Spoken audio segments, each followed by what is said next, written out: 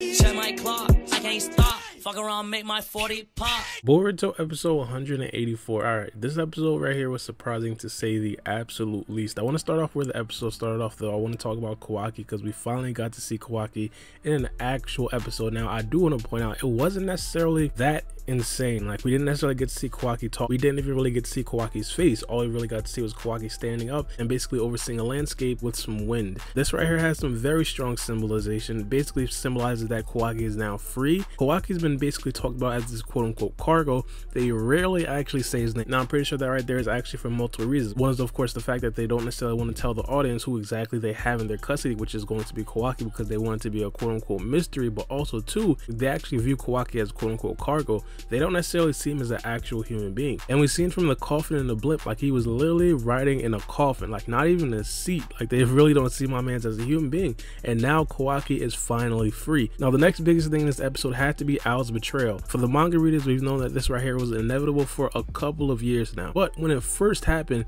it was absolutely insane. I can only imagine how the anime only viewers feel as of right now as well. From the anime, we've been conditioned to view Ao as this legendary ninja. And now to see him in this particular situation, 16 years later, when Ao was an old man, basically selling his whole reputation and selling his legacy, that right there is absolutely insane. And it's not like Ao's doing something completely simple. He's not necessarily robbing someone. He's not kidnapping someone. He's not necessarily doing anything as like a one-off strategy or one-off situation. He's literally committing crimes against the shinobi. Like, he's literally conspiring against them alongside the Kado organization. Who would have actually thought that Ao was a part of the Kado organization? But the big part during Ao's fight against Team 7, Mugino actually died. Mugino, similar to Ao, his character has been building throughout the past couple of episodes, and because of that, I'm pretty sure a lot of people did gain a lot of respect from Mugino, not only because people were starting to like his personality, also because he's a very important jonin to the Hidden Leaf Village. It seems like Mugino completed countless of important missions. Not only that, I mean, everybody in the Hidden Leaf Village, they basically live as though everything is fine. They basically live as though they're in a time of peace.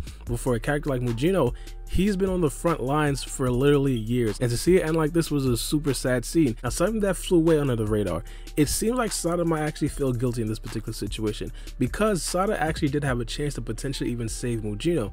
Sarada was actually wrestling with the idea of actually using the flash bomb, stunning Amato, but basically understanding that it would possibly or most likely stun Konohamaru and Mugino as well. Now, in this particular situation, of course, they would buy themselves some time because all of our senses would essentially be paralyzed. But in this particular situation, Boruto, Sarada, and Mitsuki would definitely have the upper hand, and they'd potentially be able to basically pick up Konohamaru and pick up Mugino and basically run for the hills and retreat that way. But because Sarada did hesitate, Mugino then felt the need to actually get involved and potentially even sacrifice his own life. Now, it's definitely possible that this does not happen, but I definitely feel it's going to be extremely likely for in the next episode or in the upcoming episode, Sarada's just going to feel increasingly more guilty that she did not use the flash bomb, even though she understood that it would probably have some ramifications for Mugino and Konohamaru. Now, out after 16 years of no action, like literally just being completely dormant, not having any sort of action, is still elite. Now, here's the thing. I feel like fighting against Ao is similar to fighting against Sasori of the Red Sand. If you guys don't necessarily recall, Sasori was the legendary puppet master, and his own body itself was also a puppet as well. Now, in all of his puppets, he had hundreds and thousands of hidden weapons and hidden mechanisms to potentially injure and even kill his opponents. I don't even want to think about what Sasori of the Red Sand could have possibly been like with scientific ninja tech. That right there is just too overpowered for me to even think about. But in this particular situation, I think that Ao definitely gives off that similar vibe. Now, in terms of actually comparing the two, I definitely think that Sasori is still stronger than Ao. Don't get me twisted. The puppets in this episode wasn't necessarily anything too overwhelming. In the manga, it looked absolutely different. The puppets looked supremely overpowered, but the significance of the puppets were not only and solely in how strong the puppets actually were. They basically signified that other people now have the abilities to actually create scientific technology, which could have potentially been leaked by Katasuki himself. Now, Katasuki automatically understood that there was a possibility that there is some scientific technology that were actually leaked from him being under a genjutsu. Now, this right here is super confusing for a lot of the anime fans out there, mainly because me personally, I still don't understand this as of right now. Earlier, I'm talking about really early, during the tuning exam, we seen a person that really looked like Kashikoji enter the tuning exam, then put Katasuki under a genjutsu.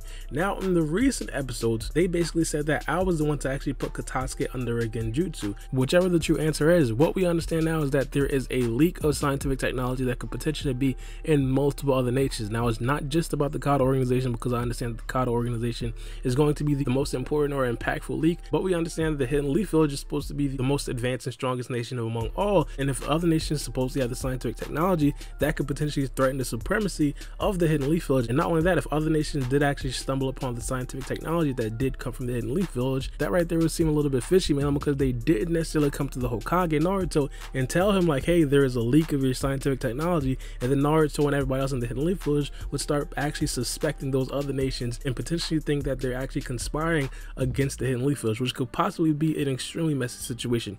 But what we have to understand is that the Kata organization, they have the scientific technology, and it's not necessarily only that they have the scientific technology, it looks a lot more advanced than the Hidden Leaf Village scientific technology as well. The Hidden Leaf Village scientific technology, they basically had to halt operations because of the absence of Katasuke, because Katasuke was suspended. Now, I don't necessarily want to put any blame upon Naruto, man, because that was a completely justified suspension of Katasuke, but regardless, we have to acknowledge that that right there did actually give the Kata organization a lot of time to not only catch up to the Hidden Leaf Village, but also surpass the Hidden Leaf Village in scientific technology.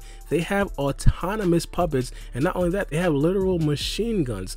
When have we ever seen a gun in Naruto? But as you guys know, this episode is definitely a very good one. I do want to know what you guys think about this episode in the comment section below. I talked about many things in this review, but one thing that I definitely want to know about is, of course, what are your feelings towards Mugino actually dying? Do you guys actually think that Sarada had a possible chance to actually save Mugino's life? But I definitely do think that Sarada's going to have an internal struggle with the death of Mugino in the near future. But it's been your boy Baara B, and we out. It's a knife.